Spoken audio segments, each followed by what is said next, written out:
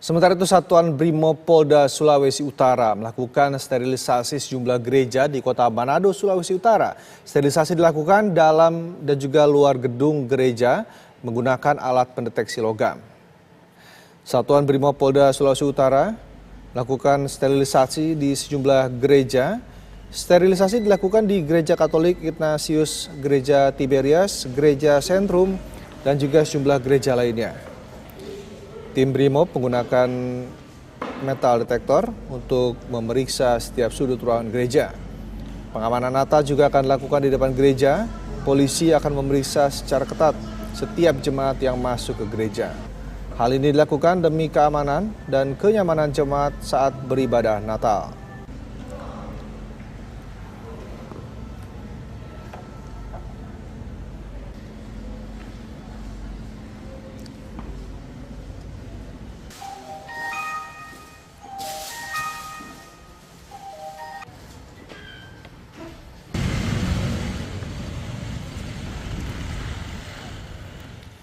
Pemirsa, hari ini umat Kristiani merayakan Natal dengan melakukan ibadah misa Natal di gereja. Kami akan ajak Anda untuk melihat pelaksanaan misa Natal dari Manado, Sulawesi Utara dan juga dari Gereja Katedral Jakarta. Sudah ada reporter TV Marwan Dias Aswan di Manado dan juga Felicia Amelinda di Gereja Katedral Jakarta. Kita ke Jakarta terlebih dahulu bersama dengan Felicia. Felicia, bagaimana suasana misa Natal di lokasi Anda? Ya, Rendra dan juga pemirsa, untuk saat ini di Gereja Katedral Jakarta sendiri masih dalam proses persiapan untuk melaksanakan misa Natal yang akan dilaksanakan pada hari ini. Dan sejak tadi juga para jemaat sudah mulai berdatangan untuk melaksanakan misa Natal yang nantinya akan dilaksanakan dalam 3 sesi. Yang pertama yaitu misa pontifikal yang nantinya dilakukan secara hybrid, yaitu secara offline maupun online pada pukul 8.30 waktu Indonesia Barat. Dan nantinya juga akan langsung dipimpin oleh Uskup Ignatius Kardinal Suharyo dan juga Kuria KAJ. Kemudian nantinya juga dilanjut dengan misa keluarga yang dilaksanakan secara offline atau tatap muka pada pukul 11.00 waktu Indonesia Barat. Dan ditutup pada misa sore pada pukul 17.00 waktu Indonesia Barat secara offline maupun online. Dan untuk kapasitas dari Gereja Katedral ini sendiri dapat menampung 4.000 jemaat setiap sesi misanya, dan itu baik di dalam maupun di luar gereja. Hal ini disampaikan langsung oleh pejabat hubungan masyarakat Keuskupan Agung Jakarta dan Gereja Katedral, Susiana Suwadi.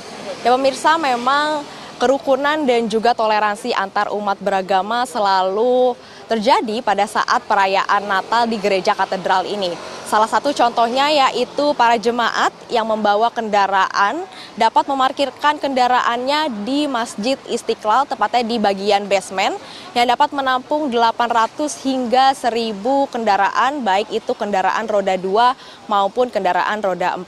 Selain itu pemirsa, para jemaat yang membawa kendaraan juga dapat memarkirkan kendaraannya di beberapa titik seperti di kantor pos Lapangan Banteng, kemudian di SMA Santa Ursula, di Lapangan Banteng dan juga di Kementerian Keuangan. Dan untuk Natal tahun ini mengusung tema kemuliaan bagi Allah dan damai sejahtera di bumi yang merupakan penggabungan konsep antara budaya Nusantara dan juga tradisi Natal. Hal ini ditunjukkan dengan beberapa dekorasi yang ada di Gereja Katedral ini yang merupakan sebagian besar dari bahan daur ulang sebagai bentuk cinta umat manusia terhadap bumi. Dan selain itu juga pemirsa, tadi malam, tepatnya pada malam misa Natal yang dilaksanakan di Gereja Katedral Jakarta ini, terdapat beberapa pejabat pemerintah yang juga datang dan juga mengunjungi Gereja Katedral.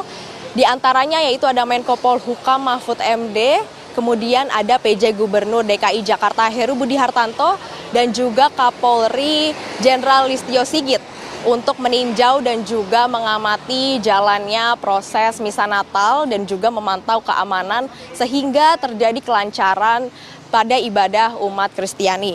Selain itu juga pemirsa, nantinya terdapat 300 personel gabungan yang siap untuk mengamankan dan juga menjaga kelancaran misa Natal yang akan dilaksanakan pada hari ini.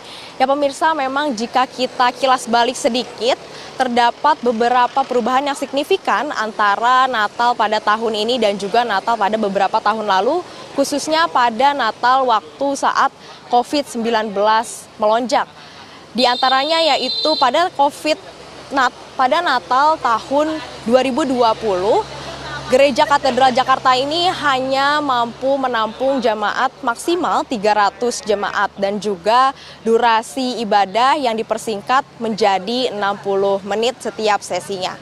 Demikian Rendra, selamat Natal bagi umat yang menjalankan dan juga merayakan. Semoga damai Natal selalu menyertai kita semua. Demikian Rendra, kembali kepada Anda di studio.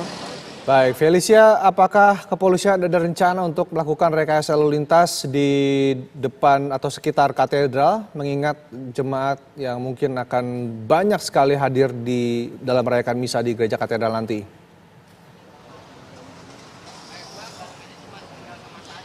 Ya Rendra, untuk saat ini untuk kondisi lalu lintas masih tetap normal. Nantinya kami akan terus mengupdate informasi kembali apakah nantinya akan ada rekayasa lalu lintas dari pihak kepolisian, mengingat misa Natal nantinya akan dilaksanakan pada 8:30 waktu Indonesia Barat.